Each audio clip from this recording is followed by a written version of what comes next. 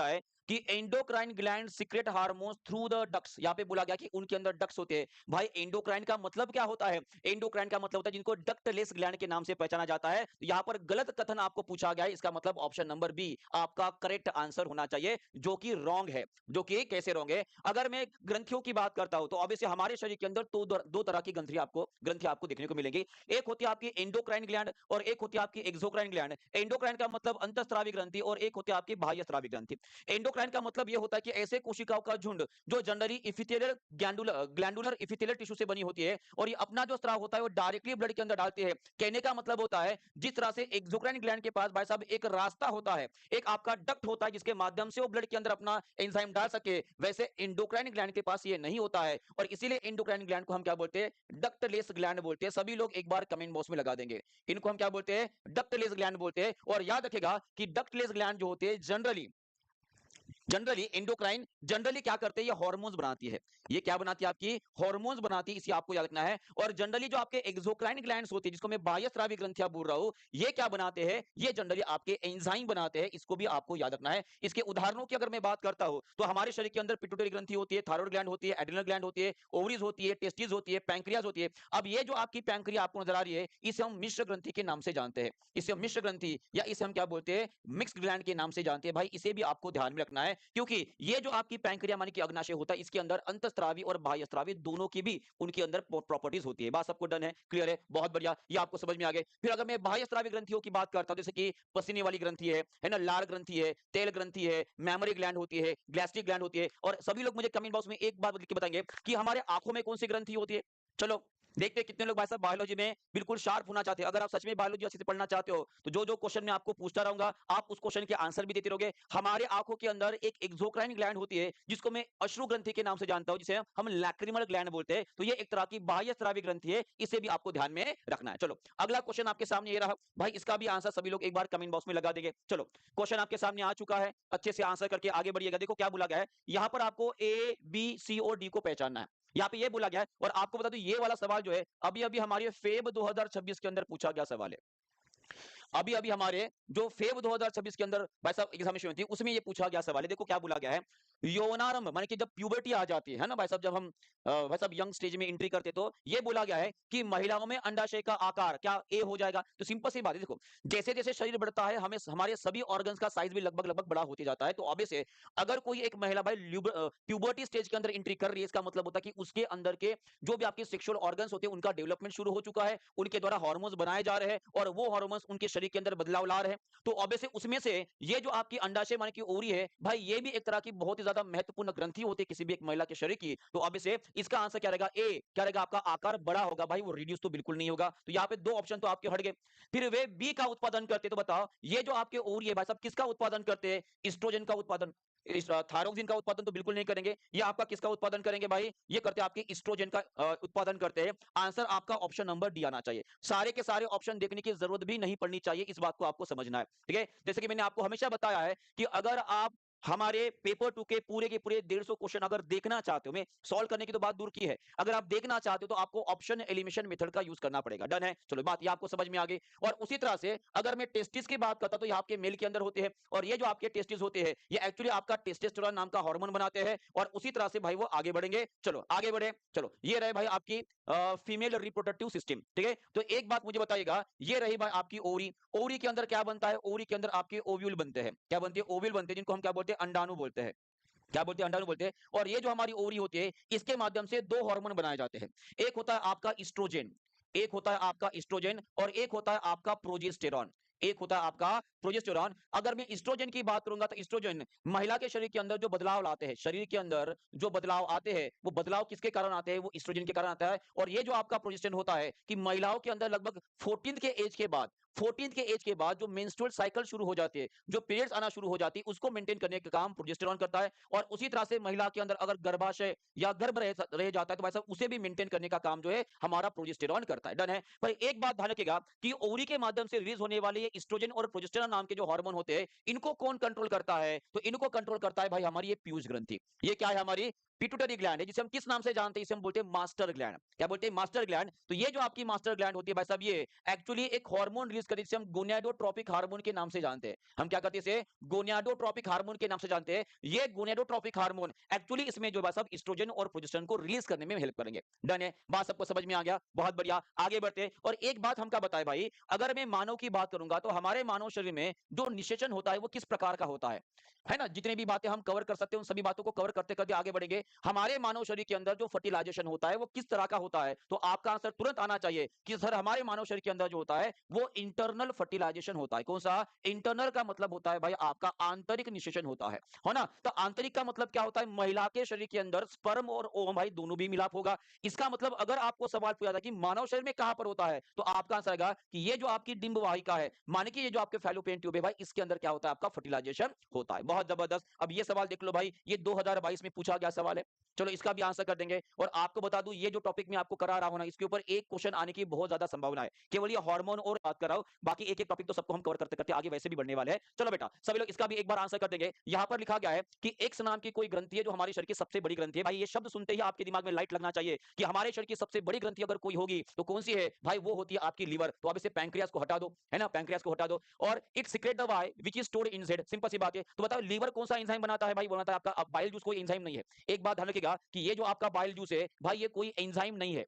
इसे एंजाइम नहीं माना जाता है। ये बात आपको ध्यान में रखना, ये एंजाइम नहीं माना जाता। ठीक है? तो अब इसे गॉल ब्लैडर के अंदर स्टोर किया जाता है। तो अब इसका आंसर क्या रहेगा? आपका ऑप्शन नंबर सी आएगा। इसका आंसर क्या आना चाहिए? ऑप्शन नंबर सी आना चाहिए। अब एंजाइम अगर बाइल जूस नहीं है तो फिर क्या है? बाइल जूस केवल एक तरह का केमिकल, इसे आप मान सकते हो। और ये बाइल जूस की प्रॉपर्टी ये होती है कि भाई ये होता है आपका अल्कलाइन।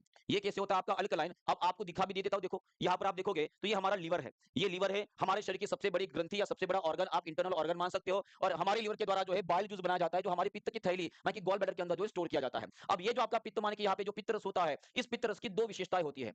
इस पित्त रस की दो विशेषताएं होती है। ये जो आपका पित्त रस होता है, ये इसका जो पीएच मान होता है भाई वो 7 से अधिक होता है। अब एक बात सभी लोग मुझे कमेंट बॉक्स में ये लिखकर बता दो, अगर इसका पीएच मान 7 से अगर ज्यादा है तो भाई वो अल्कलाइन है कि भाई साहब वो एसिडिक है? चलो सभी लोग आंसर लगा देंगे। तो ये पित्तरस क्या रहेगा भाई? ये एक तरह का क्षारीय होता है, माने कि एक तरह का अल्कलाइन होता है। कैसे होता है? अल्कलाइन होता है। और ये अल्कलिनिटी क्या करती है कि सर हमारे पेट से माने कि हमारे अमाशय से आने वाले, अमाशय से आने वाला जो हमारा अम्लीय अम्लीय गैस्ट्रिक जूस होता है, इसे न्यूट्रल करने में हेल्प करेगा। हमारे अब देखो अमाशय ये वाला आपको दिखा दे रहा है, ये अमाशय से आने वाला जितना भी भाई साहब आपका गैस्ट्रिक जूस है, ये हमारी छोटी आंत के अंदर प्रवेश करता है। और यहाँ से हमारा बाइल जूस और पैंक्रियास से आने वाला जितना भी जूस है, एक कॉमन डक्ट के माध्यम से यहाँ पे डाला जाता है। और ये पूरा का पूरा जूस क्या करता है? यहाँ से आने वाला जो एसिडिक पूरा का पूरा एसिड जो उसे न्यूट्रल करने का काम करेगा, क्योंकि भाई हमारी छोटी आंत उसकी वजह से भाई साहब कमजोर हो सकती है, डैमेज हो सकती है। बात क्लियर है? चलो उसी तरह से दूसरा जो इसका काम होता है कि ये फैट का इमल्सिफिकेशन करता है।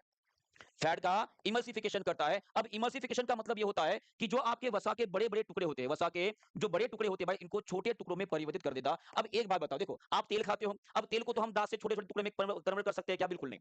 तेल को दांतों से काट कर छोटे-छोटे टुकड़े बना सकते हो क्या? नहीं। इसका मतलब ये होता है कि भाई इसे काटना जरूरी है, और जितने ज्यादा छोटे टुकड़े रहेंगे ना उतना अच्छा उसका डाइजेशन होगा। अब एक बात हमका ये बता दो कि ये जो हमारा फैट होता है, इसका डाइजेशन करने वाला एंजाइम कौन सा हमारे इसके अंदर बनता है? चलो बताओ, इसका डाइजेशन करने वाला कौन सा एंजाइम हमारे पैंक्रिया के अंदर बनता है? जो इमल्सिफिकेशन की बात करेगा तो उसका आंसर रहेगा आपका लाइपेज। उसका आंसर क्या रहेगा? आपका लाइपेज। तो एक बात ध्यान रखिएगा, किसी किसी को भाई साहब पथरी हो जाती है ना? यहाँ पे कोई है भाई जिसको पथरी है, ठीक है? पथरी हो जाती है, तो अगर गॉल ब्लैडर की पथरी अगर आपको हो गई या स्टोन हो गए, तो जनरली इसका कारण होता है भाई साहब का, ये होता है आपका कौन होता है? ये आपका कोलेस्टेरॉल होता है। कौन होता है? कोलेस्टेरॉल के भाई साहब ये पत्थर बनते हैं, और ये कोलेस्टेरॉल हार्ड बनकर भाई साहब पत्थर का रूप लेते हैं। और जब इसका ऑपरेशन किया जाता है, अगर मान लीजिएगा पूरी की पूरी पित्त की थैली हमने निकाल ली, तो एक बात ध्यान रखिएगा, फिर आपको भाई साहब वसा से माने कि जो फैटी वस्तु होती है भाई साहब, जो फैटी चीजें होती है, माने कि जो तेल वाली चीजें होती है, इनसे आपको परहेज करना पड़ेगा, क्योंकि डॉक्टर यही बोलेगा अगर इन चीजों को ज्यादा खाओगे तो आपके पेट के अंदर एसिडिटी होगी। बात सबको क्लियर है? चलो ये बात अगर आपको समझ में आ गई है तो भाई इस क्वेश्चन का भी आंसर लगा दो। ये भी आपके 2022 के अंदर पूछा गया सवाल है। चलो जी बेटा, सभी लोग क्वेश्चन का आंसर जल्दी जल्दी आंसर करेंगे और आगे बढ़ेंगे। हमें बहुत सारे टॉपिक पढ़ने हैं, और बायोलॉजी से के लिए सबसे ज्यादा इंपॉर्टेंट साइंस का एक पार्ट होता है। हर साल 8 से 9 क्वेश्चन पूछे जाते हैं। 20 में से 8 से 9 क्वेश्चन का मतलब समझ लीजिएगा कि भाई साहब ये लगभग 50% के आसपास केवल आपकी बायोलॉजी के क्वेश्चन ही होते हैं। चलो बताओ इसका आंसर कर देंगे। यदि किसी व्यक्ति की लार में लार अमाइलेज की हीनता अगर हो जाती है तो मुख गुहा माने कि बकल कैविटी में बाधित होने वाली प्रक्रिया का नाम बताओ। भाई बताओ क्या नहीं होगा? तो आपको यहाँ पे बहुत सारी चीजें समझ में आ रही है। तो अगर हमारे मुंह के अंदर हमारा एमिलेज या सलाइवा नहीं बनता है तो भाई कौन सी प्रक्रिया बाधित हो जाएगी? तो आपका आंसर आएगा कि conversion of starch into the sugar. एक बहुत ही ज्यादा important question, very very important question, और भाई साहब इसके बारे में बहुत बार सवाल पूछा गया है, तो इसको भी हम डिटेल में यहाँ पे देख लेते हैं। तो सभी लोग यहाँ पर ध्यान देंगे। सबसे पहला सवाल आप सभी से मेरा ये रहा कि बताओ हमारे मुंह के अंदर भाई साहब कौन सी ग्रंथि होती है? ये भाई हमारे विद्यार्थी है, ठीक है? ये उनकी आँखें होगी और इनके मुँह में भाई साहब यहाँ पे एक ग्रंथि होती है, यहाँ पे एक ग्रंथि होती है और यहाँ पे एक ग्रंथि होती है और ये तीनों ग्रंथियों का जो झुंड है, इसे हम क्या बोलते हैं? सलाइवरी ग्लैंड बोलते हैं। क्या बोलते हैं इसे हम? सलाइवरी ग्लैंड बोलते हैं और ये जो आपकी सलाइवरी ग्लैंड है, ये एक तरह का एंजाइम बनाती है जिसका नाम क्या है? इसका नाम है आपका सलाइवा या इसे हम क्या बोलते हैं? एमिलेज बोलते हैं। इसे हम क्या बोलते हैं? एमिलेज बोलते हैं और इसे एक दूसरा भी नाम है, इसे हम क्या बोलते हैं? कोई बता सकता है?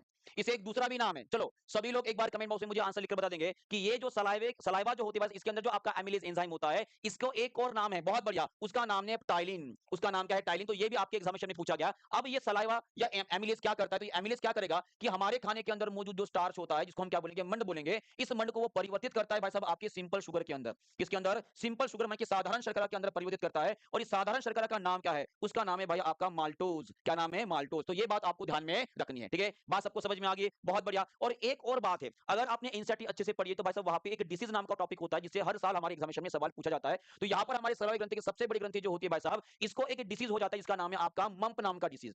इसको क्या नाम है? मंप नाम का डिसीज। और ये मंप नाम का डिसीज जो है, ये एक तरह का वायरल माने कि विषाणु से होने वाला रोग है। इसे भी आपको ध्यान में रखना है। किससे होने वाला रोग है? ये विषाणु से होने वाला रोग है, इसे भी आपको जानना है। ये भी हमारे सीडी के एग्जामिनेशन के अंदर पूछा गया, ठीक है? चलो आगे बढ़ते हैं जी। अगला क्वेश्चन आपके सामने ये रहा। इसका भी आंसर सभी लोग एक बार कमेंट बॉक्स में लगा देंगे, जल्दी जल्दी fast.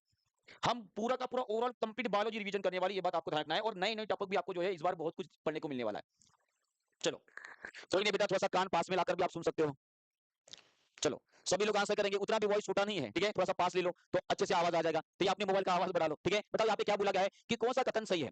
All arteries carry the oxygen rich blood. देखो यहाँ पे बोला गया कि सभी की सभी धमनियां जो होती है वो ऑक्सीजन वाला ब्लड कैरी करती है। भाई साहब ऑल ये शब्द तो वैसे भी नेगेटिव मानते हैं। All veins carry the deoxygen blood, भाई ये भी आपका गलत हो गया। The pulmonary artery carries the blood from the heart to the lung. देखो यहाँ पे बोला गया है कि पल्मोनरी आर्टरी जो होती है हमारे हृदय से फुफ्फुस तक रक्त लेकर जाती है। भाई ये आपका कथन बिल्कुल सही लिखा गया है। The pulmonary vein carry the impure blood from the heart to the lung, भाई ये आपका गलत हो जाएगा। तो ऑप्शन नंबर सी आपका सही आंसर होना चाहिए। बताओ, सभी ने दे दिया, बहुत बढ़िया। अब भाई इसको हम डिटेल में जानेंगे, है ना? डिटेल में जानेंगे तभी तो हम एग्जामिनेशन पास कर पाएंगे। एक क्वेश्चन पढ़ के क्या होने वाला है, चलो बताओ। सभी लोग मुझे बताएंगे कि हमारी ह्यूमन हार्ट के अंदर कितने चेंबर होते हैं। चलो, अगर मैं मेरे ह्यूमन हार्ट की बात करूंगा तो ये हमारा ह्यूमन हार्ट है। हमारे ह्यूमन हार्ट के भाई साहब कितने चेंबर होते हैं, सभी लोग एक बार मुझे कमेंट बॉक्स में लगा देंगे। ये आपका आपके आपके वाले का भाई साहब डील है, ठीक है? तो अब इसे हमारे ह्यूमन हार्ट के अंदर कितने होते हैं? 4 चेंबर होते हैं। कितने होते हैं? 4 चेंबर होते हैं। 1 2 3 और 4, बराबर है। अब एक बात ध्यान रखिएगा कि वेन माने कि नसों का मतलब क्या होता है? नस का मतलब ये होता है कि भाई ऐसी हमारी ब्लड वेसल्स जो जनरली किसी भी एक अंग से, किसी भी एक मानव ऑर्गन से ये हमारे हार्ट तक अगर ब्लड लेकर जा रही है तो उसे मैं नस मान की वेन बोलूंगा।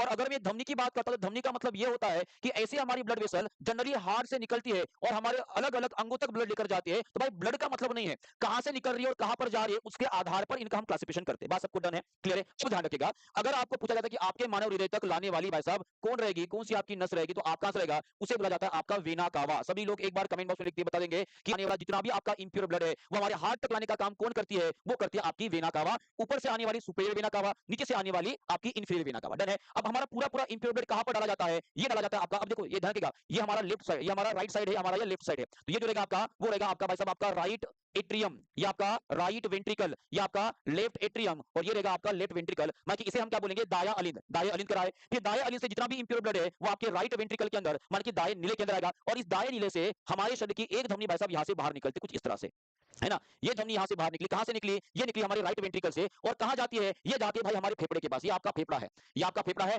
और बताओ ये जो आपकी धमनी है अब कहां से निकली है? भाई ये हृदय से निकली है और एक लंग्स तक जा रही है। इसका मतलब ये क्या है? आपकी आर्टरी है और इसका नाम है आपकी पल्मोनरी आर्टरी, माने कि फुफ्फुसीय धमनी। इसका नाम क्या है? आपके फुफ्फुसीय धमनी। और हमारे शरीर की एकलौती ऐसी धमनी जो आपका अशुद्ध रक्त लेकर जा रही है ना? तो आपको सवाल पूछा जा सकता है कि पल्मोनरी आर्टरी जो अशुद्ध रक्त लेकर जा रही है वो कौन से चेंबर से लेकर कौन से ऑर्गन तक लेकर जाती है? तो आपका आंसर क्या आएगा? वो निकल रही है आपकी राइट वेंट्रिकल से और कहां पे जा रही है भाई साहब? आपके फेफड़ों तक। फिर फेफड़ों में हमारे ब्लड के अंदर ऑक्सीजन डाला जाएगा, फिर हमारा ब्लड के अंदर ऑक्सीजन आ जाएगा और ऑक्सीजन कैरी करने वाला पिगमेंट बता दो। हमारे मानव शरीर के अंदर हमारे ब्लड के अंदर ऑक्सीजन को कैरी करने वाले पिगमेंट का नाम बता दो। उस पिगमेंट के अंदर ऑक्सीजन डाला जाता है, फिर यहां से ऑक्सीजन जनरेट ब्लड जो भाई साहब फिर से एक बार हमारे इस चेंबर के अंदर डाला जाएगा। अब यहां पर देख सकते हो कि भाई साहब ये जो आपकी एक हमारी ब्लड वेसल है ये ऑर्गन से निकलकर हमारे हार्ट तक आ रही है। तो ऑर्गन से निकलकर हार्ट तक आ रही है, इसका मतलब वो क्या रहेगी? आपकी नस रहेगी। तो इसका नाम क्या रहेगा? इसका नाम रहेगा पल्मोनरी वेन, इसे हम फुफ्फुसीय नस बोलते हैं और ये हमारे शरीर की एकलौती ऐसी नस है जो आपका जो भाई साहब शुद्ध रक्त को कैरी करते हैं, ठीक है? तो एक बात ध्यान रखिएगा कि राइट वेंट्रिकल से निकलकर अशुद्ध रक्त लेकर जा रहा है आपका पल्मोनरी आर्टरी, फिर शुद्ध रक्त को लेकर फिर से एक बार हमारी जो हमारी पल्मोनरी वेन है वो लेफ्ट एट्रियम के अंदर माने कि बाएं अलिंद के अंदर आ रही है। तो ये जो पूरा का पूरा ब्लड सर्कुलेशन आपको दिखा दे रहा है इसे पल्मोनरी ब्लड सर्कुलेशन भी बोला जाता है।